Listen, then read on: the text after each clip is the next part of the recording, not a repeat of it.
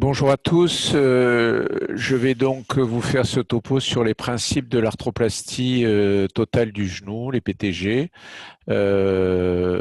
afin de bien voir ensemble les différentes étapes de l'arthroplastie. Donc, la définition de l'arthroplastie totale de genou, en gros, c'est la création d'un espace rectangulaire entre votre extrémité inférieure du fémur et l'extrémité supérieure du tibia.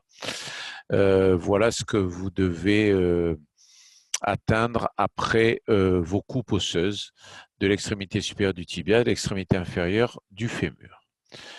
Les garanties de succès d'une arthroplastie totale de genou sont la fixation correcte des implants pour la pérennité de la fixation, un membre inférieur aligné, un genou mobile et un genou stable. Quand on regarde les complications des prothèses totales de genoux, on voit que, en dehors des infections qui restent quand même en tête, les problèmes concernent essentiellement l'instabilité, puis fixation, rotulienne, usure. Donc instabilité, et que 60% de ces complications surviennent avant 2 ans, ce qui veut dire que les responsables principaux de cette instabilité sont nous-mêmes, les chirurgiens. Alors, ça peut être une vraie luxation, comme une dissociation entre l'implant fémoral et l'implant tibial dans une prothèse postéro-stabilisée, ou après rupture secondaire du croisé postérieur dans une prothèse qui conserve le ligament croisé postérieur. C'est parfois une laxité chronique avec des phénomènes d'instabilité ressentis par le patient, en particulier quand il se relève d'une position assise, des phénomènes douloureux ou des épanchements à répétition. Cette laxité et cette subluxation fémorotibiale vont entraîner une usure puis une majoration de l'instabilité et de la laxité retrouvée à l'examen clinique.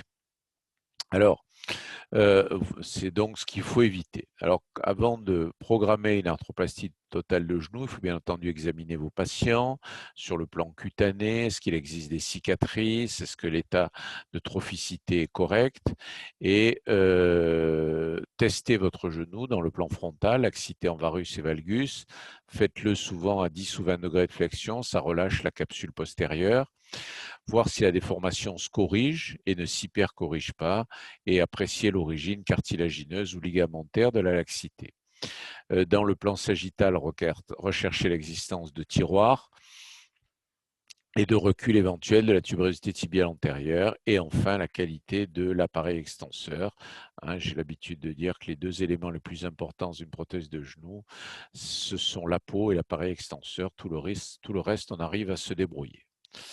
L'étape radiographique, regardez la hauteur de l'interligne, le siège bien entendu de l'usure, la hauteur rotulienne, la taille antéro-postérieure, au moins avoir une idée, et la pente tibiale.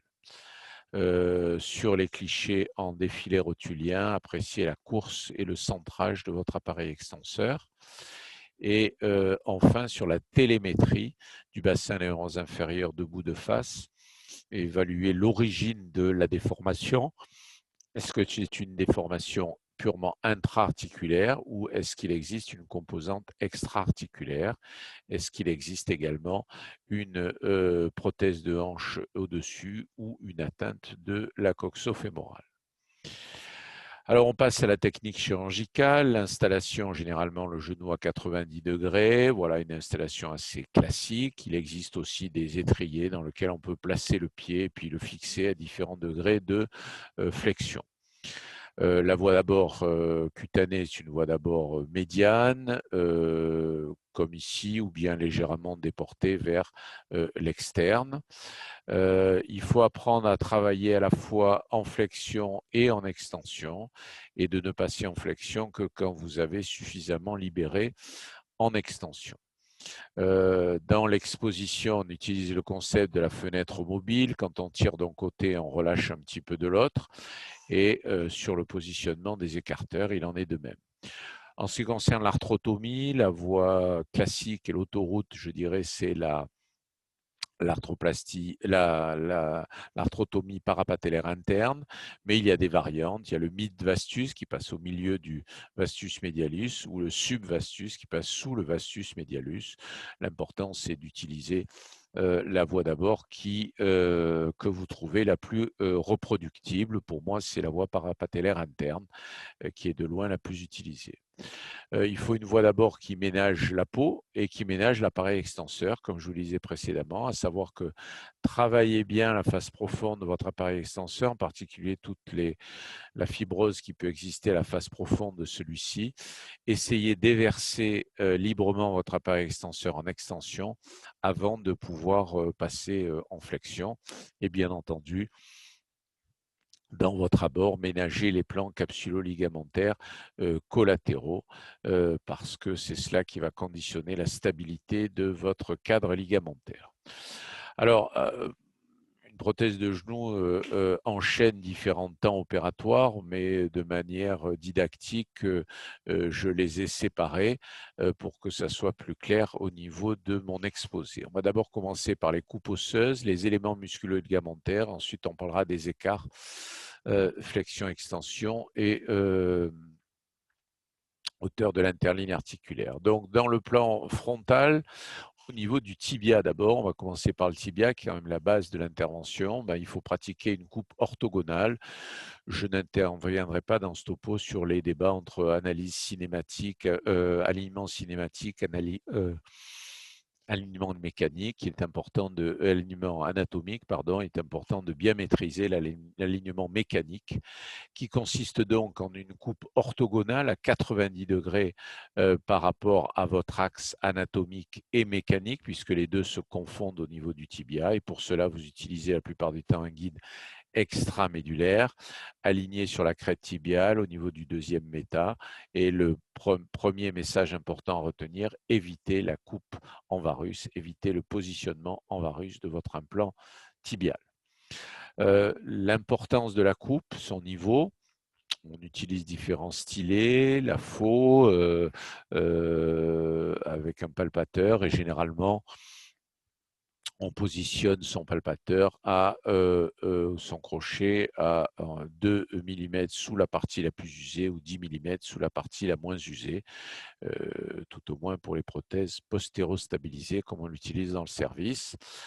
On essaie de restaurer la pente qui vous est donnée la plupart du temps par votre ancillaire, 3, 5 ou 7 degrés. Et il est élégant et utile d'utiliser des pins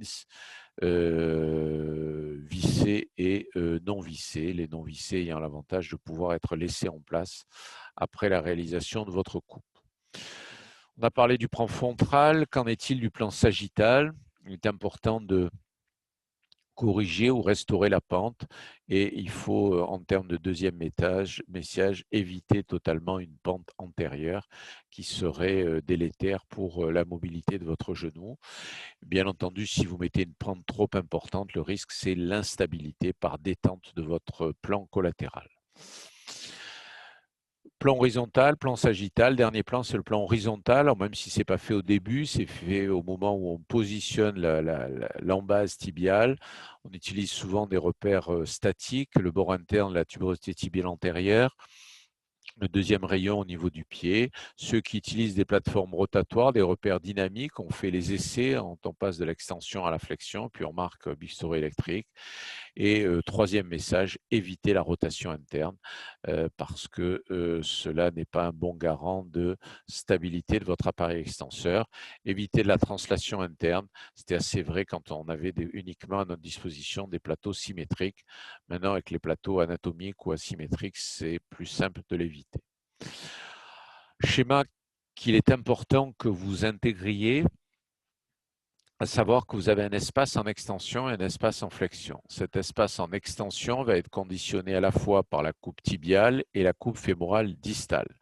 L'espace en flexion va être également conditionné par la coupe tibiale, mais également par la coupe fémorale antéro-postérieure. Et vous notez tout de suite que la résection du condyle médial postérieur est plus importante que celle du condyle latéral. Donc, on passe au fémur, coupe fémorale distale tout d'abord. La plupart du temps, on utilise un guide intramédulaire et cela va nous permettre de reproduire l'angle que vous avez mesuré votre bilan entre axe anatomique et axe mécanique. Faites attention au point d'introduction et la façon d'introduire votre guide intramédulaire. Évitez un déplacement en varus valgus ou en flessum ou récurvatum. Le niveau de coupe fémorale distale, ça peut être lié à, pour ceux qui utilisent un tenseur, à la tension que va vous donner votre tenseur après avoir réalisé un équilibrage ligamentaire, ou ceux comme nous qui utilisons un guide de coupe distale directement lié à l'épaisseur de l'implant. Et donc, votre coupe distale va reproduire exactement l'épaisseur de votre implant. Et vous voyez qu'avec le guide intramédulaire, on reproduit ici l'angle entre axe anatomique et axe mécanique, qui est le plus souvent autour de 6 degrés.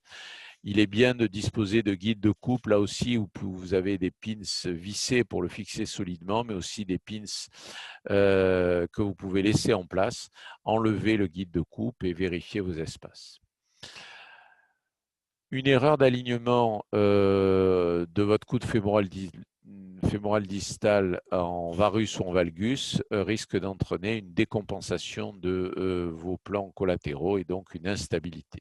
Un excès de coupe distale va vous entraîner une laxité en extension. Cet écart en extension, il faut le vérifier avec la mise en place de spacers et être sûr que ce même écart sera retrouvé en flexion. Alors, une fois qu'on a fait la coupe fémorale distale, on passe à la coupe fémorale antéro-postérieure et comme vous l'avez noté, il faut obtenir une résection plus importante du condyle médial. C'est ce qui va vous assurer un espace rectangulaire en flexion. Pour cela, vous pouvez soit utiliser une coupe parallèle à la coupe tibiale pour ceux qui utilisent un tenseur avec un équilibrage ligamentaire premier, ou bien utiliser des repères osseux fémoraux. Et c'est ce que nous faisons dans le service. Le premier repère étant les condyles postérieurs. On se place généralement à 3, voire à 5 degrés par rapport à ce condyle postérieur. Cette partie va vous assurer la rotation, mais aussi assurer la mesure de la taille antéro-postérieure au niveau de votre fémur. On peut utiliser comme autre repère osseux la ligne épicondylienne ou bien la perpendiculaire à la ligne de fond de trochlée, dite aussi ligne de Whiteside. Et vous pouvez bien entendu combiner ces différents repères. Les coupes fémorales sont au nombre de 5. Là, il y a marqué 4 parce qu'on a déjà fait la coupe distale. Et donc, les 4 coupes restantes sont la coupe antérieure, la coupe postérieure, le chanfrein postérieur et le chanfrein antérieur. Il faut que vous obteniez ce que vous voyez dans la partie basse de la diapositive, un espace rectangulaire. Et si vous avez un espace qui est triangulaire, c'est qu'il y a probablement un problème de rotation au niveau de votre composant fémoral et donc de votre guide de coupe fémorale. Voilà les conséquences classiques d'une mauvaise orientation de votre guide de coupe fémorale en antéro-postérieur. S'il n'y a pas assez de rotation externe, ou plutôt s'il y a même de la rotation interne, il y a un risque de mauvais alignement de l'appareil extenseur et de conflit fémoro-patellaire externe. A contrario, s'il y a trop de rotation externe, le risque c'est une instabilité postéromédiale, en particulier en flexion. Je vous ai dit que ce temps opératoire permettait aussi la mesure de la taille. Si vous mettez une taille, choisissez une taille trop importante, le risque c'est le surdimensionnement, l'accroissement de votre espace antéro-postérieur et donc une limitation des amplitudes articulaires pour le patient. Si vous choisissez une taille trop faible, eh bien, le risque, c'est ce qu'on appelle le notching, c'est-à-dire attaquer la corticale antérieure du fémur et donc avec un risque de fracture supracondylienne. Vous voyez que pour les mêmes dimension antéro-postérieure, il peut y avoir des dimensions médio-latérales différentes et c'est l'intérêt d'avoir des implants standards et des implants dits narrows ou étroits. Une fois que vous avez réalisé vos coupes antéro-postérieures du fémur, il faut bien entendu mesurer votre espace en flexion comme vous l'avez fait en extension. Voilà pour les coupes osseuses. On va passer maintenant aux éléments musculo-ligamentaires. Alors, les éléments musculo-ligamentaires, sur le plan interne, il y a le collatéral médial ou LLI, la capsule postéro-interne, le demi-membraneux et les tendons de la pâteau. Ce qu'il faut retenir, c'est quand vous faites vos gestes de release, de relâchement, eh bien, il faut le faire de manière séquentielle. La voie d'abord parapatellaire interne participe à cette release interne, de même que l'ablation des ostéophytes qui mettent en tension les parties molles. Ensuite, il faut faire une release de l'avant à l'arrière et du proximal vers le distal. Et généralement, on commence par la partie profonde du ligament collatéral médial et ensuite, on va progressivement vers l'arrière. Moyennant quoi on peut corriger des déformations importantes jusqu'à une vingtaine, voire plus de degrés. Le plan ligamentaire externe, composé du collatéral latéral ou LLE, qui vient s'insérer sur la tête du péroné, le tendon du muscle poplité, important stabilisateur en rotation, la bandelette iliotibiale qui va se tendre en extension, qui est importante dans les valgus, et la capsule postéro-externe. Comme je vous le disais, c'est dans cette libération du plan externe, surtout la bandelette iliotibiale qui est concernée. Si cela ne suffit pas, éventuellement de manière partielle, le ligament latéral externe, voire le poplité et la capsule, mais il faut savoir que la release de ces trois éléments peut entraîner une instabilité importante. Donc voilà au niveau de la release de la bandelette iliotibiale, ici avec un bistouri froid, on peut le faire aussi avec un bistouri électrique, et il faut le faire progressivement en extension et voir ce qui est tendu. Là aussi, on peut corriger des déformations importantes en valgus. Ici, c'était un valgus de 11 degrés, mais on peut corriger des valgus plus importants en respectant ces gestes de release séquentiels et en mesurant chaque fois les effets de cette release avec vos espaceurs ou avec vos implants d'essai. Je vous disais qu'une release excessive peut être source d'instabilité rotatoire, en particulier quand on commence à reliser de manière importante le poplité. Mais retenez que la plupart des problèmes au niveau des valgus se situent au niveau du plan interne, avec un risque de laxité du plan interne. Et qu'il est toujours très compliqué de retendre, que ce soit par des gestes de tension pure sur les parties molles, voire de repositionnement de votre condyle interne. Il faut aussi savoir que quand chez des patients de 70 ans ou plus, on atteint des déformations importantes avec des gestes de release importants, eh bien, il faut parfois considérer la mise en place d'une prothèse plus contrainte de type charnière rotatoire si on estime que les plans latéraux ne sont plus compétents. L'état du ligament croisé postérieur est important, trop lâche ou trop serré. S'il est trop lâche, eh bien, il peut y avoir des mouvements paradoxaux antérieurs. S'il est trop serré, ça va entraîner une pression unique sur le polyéthylène et des risques d'usure prématurée. Donc, pour les prothèses qui conservent les ligaments croisés postérieurs, la restauration de sa tension est importante. Pour ceux qui utilisent une prothèse postéro-stabilisée comme nous, il faut constituer une échancrure pour le système plot et cam et donc mettre l'ancillaire, enfin le guide de coupe adapté pour cette échancrure.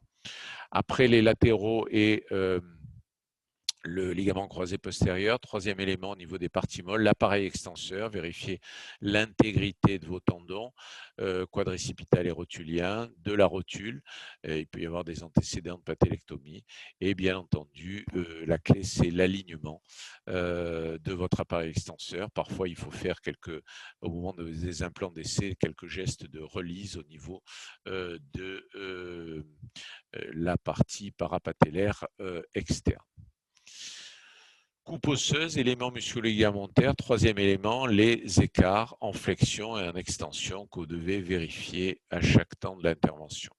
Il faut que ces espaces soient égaux entre la flexion et l'extension. Il faut qu'ils soient symétriques entre le compartiment interne et externe. Les écarts égaux et symétriques, cela va dépendre de vos coupes osseuses, de la position de vos implants et de votre équilibrage ligamentaire. Je reviens sur ce que j'ai dit tout à l'heure au niveau des coupes osseuses. La coupe tibiale va influencer à la fois l'espace en extension et l'espace en flexion. La coupe fémorale distale va influencer uniquement l'espace en extension. La coupe fémorale antéro-postérieure va influencer uniquement l'espace en flexion. Ce qui veut dire quoi? Ce qui veut dire que si vous avez un espace au moment du test avec vos espaceurs qui est serré en extension et en flexion, eh bien, il faudra recouper au niveau de votre tibia. S'il est serré uniquement en extension, il faudra recouper au niveau du fémur distal. S'il est lâche au niveau de l'extension, mettre en place une cale au niveau du fémur distal. Et s'il est lâche au niveau de l'espace en flexion, augmenter la taille fémorale. Donc, mesurez vos espaces, que les espaces soient égaux entre la flexion et l'extension, mais qu'il faut aussi que ce soit symétrique. Quand vous insérez votre spaceur, il faut que vous ayez la sensation qu'il y ait la même tension en médial et en latéral. Autre moment où on fait ces tests et ces espaces de manière encore plus fine, c'est au moment des implants d'essai avec votre polyéthylène d'essai. Et c'est vrai que c'est intéressant de pouvoir disposer de variations de 1 mm en 1 mm, surtout entre 10 et 12, voire entre 12 et 14. Ça vous donne un équilibrage encore plus fin. Parfois, vous pouvez obtenir un espace qui est inégal et souvent c'est source d'instabilité en flexion. Cela peut être dû à une sous-dimension du composant fémoral, un excès de pente tibiale postérieure, une translation antérieure du composant fémoral, voire une rupture secondaire du croisé postérieur. Un espace est parfois asymétrique entre le médial et le latéral. Cela peut venir d'une malrotation du composant fémoral, d'un équilibrage ligamentaire qui n'a pas été fait correctement ou bien d'une perte osseuse. La malrotation du composant fémoral assez classique consiste à mettre trop de rotation externe et donc créer une instabilité postéro-interne. L'équilibrage ligamentaire peut aussi être en cause. Ici, une remise excessive du plan latéral externe dans un valgus avec une instabilité postéro-latérale. Ici, un mauvais équilibrage dans un varus, il y a un espace qui est asymétrique parce que le plan profond du LLI n'a pas été relisé suffisamment et donc on a un espace qui est asymétrique alors que pour devenir symétrique, il faudrait le reliser depuis son insertion condylienne interne. Parfois, il y a une perte osseuse qui est source de détente des ligaments. Eh bien, il faut la combler, soit avec des greffes ou des cales, voire avec des cônes ou des hémicones. Et pensez que chaque fois que vous ajoutez greffe ou cale, il faut y ajouter une tige intramédulaire qui peut être une tige de longueur variable. Enfin, éliminer une déformation extra-articulaire parce que le risque, ce serait d'essayer de tout corriger en intra-articulaire et donc de créer une laxité de résection. Et donc, s'il y a une déformation extra-articulaire, il faut la prendre en compte par elle-même et parfois réaliser une ostéotomie de correction. Enfin, troisième élément, la fémoropatellaire, et donc effectuer une coupe rotulienne qui reproduise l'épaisseur d'origine de la rotule. Et pour ça, on dispose d'ancillaires assez précis de manière à restaurer la hauteur. Il faut obtenir également une bonne couverture de votre coupe osseuse. Il y a différentes tailles disponibles pour cela. Enfin, on passe à la préparation finale de l'empreinte prothétique au niveau de l'extrémité supérieure de votre tibia, tout en obtenant un alignement satisfaisant de votre espace, alignement satisfaisant en rotation de votre embase tibiale. Et c'est tout le débat entre plateaux symétriques où il y a une orientation idéale, mais souvent aux dépens de la couverture, comme vous le voyez ici. Donc l'idée d'un plateau anatomique ou asymétrique, c'est d'avoir le minimum de compromis entre rotation idéale et couverture antéro-postérieure idéale, ce qui est important pour le risque de discomfort, comme disent les Américains, après l'opération liée à l'implant. Il faut au moment du cimentage exposer correctement le tibia, avoir une subluxation antérieure de celui-ci avant son impaction, puis ensuite passer au fémur et enfin à la rotule. La mise en place des implants définitifs après vérification qu'il n'existe pas de ciment qui puisse être gênant en extension et en flexion, et puis ensuite fermeture assez classique, tout au moins avec une bande de fil non résorbable pour l'arthrotomie au niveau de la fermeture. Il est possible d'y ajouter au niveau de l'implant tibial une petite quille, ce qu'on fait dans les grandes déformations, dans les ostéoporoses et dans les patients de forte compulence, tige qui est, comme l'embase, cimentée. C'est important aussi d'avoir des instrumentations qui vous permettent de réduire les temps opératoires, de ne pas avoir à changer la scie pour les chanfreins, de garder l'implant d'essai pour faire la boîte, de postérostabilisation et finalement de ne pas avoir à manipuler l'insert complètement. On change juste l'épaisseur qui se trouve au milieu. Pour terminer, quelques notions de congruence articulaire et d'attitude vis-à-vis du croisé postérieur. Donc, cette notion de congruence articulaire repose sur différents éléments que sont congruence, stabilité, décèlement et usure du polyéthylène. Donc, si l'on diminue la congruence, on va augmenter la possibilité de mouvement, on va diminuer les pressions à l'interface os-implant, diminuer également la stabilité et donc risquer par l'hyperpression une usure prématurée du polyéthylène. Ici, un exemple d'usure du polyéthylène avec, vous imaginez, l'ostéolyse qu'il peut y avoir autour dû au microdébris de PE. Si, à contrario, on augmente la congruence articulaire, on va augmenter la stabilité, on va diminuer l'usure sur le polyéthylène, mais on va augmenter la pression au niveau des interfaces articulaires. Donc, vous voyez qu'il faut toujours jouer entre ces deux extrêmes. Alors, une solution consiste à avoir un plateau qui finalement est mobile puisqu'il va suivre les mouvements du fémur, sachant que ces plateaux mobiles ont aussi leurs propres inconvénients. Parfois, ils sont trop mobiles et source de tension au niveau des bartimoles, voire d'instabilité de ce plateau, nécessitant justement un bon équilibrage au niveau des partimoles. L'autre solution consiste à utiliser un plateau tibial dit anatomique qui va en quelque sorte réduire les compromis, comme on l'a dit tout à l'heure, mais aussi permettre pas mal de modularité autour de celui-ci.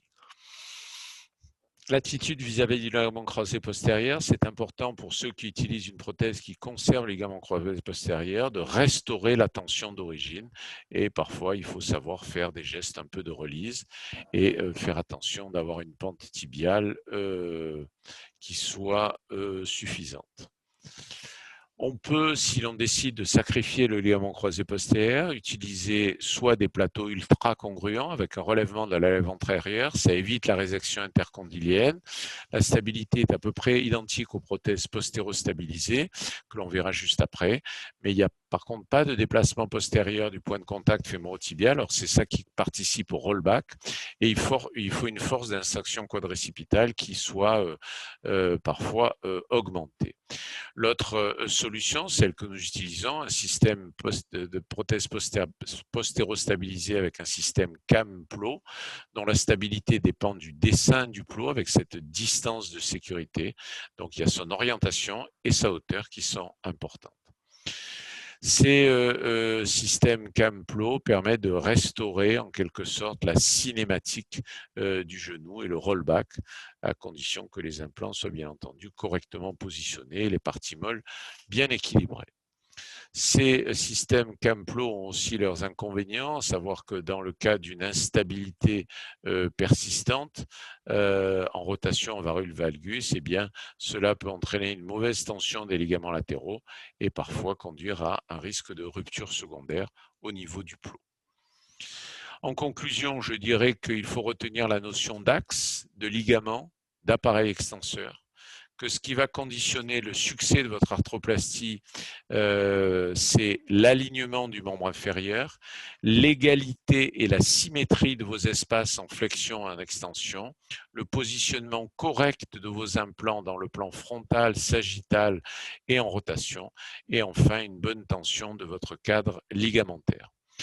Enfin, le choix du dessin prothétique et donc de l'instrumentation va dépendre bien entendu des habitudes du chirurgien, parfois du genou à traiter selon la contrainte que vous choisirez, et méfiez-vous de choisir un dessin qui vous donnera toutes les bonnes garanties de stabilité. Je vous remercie pour votre attention.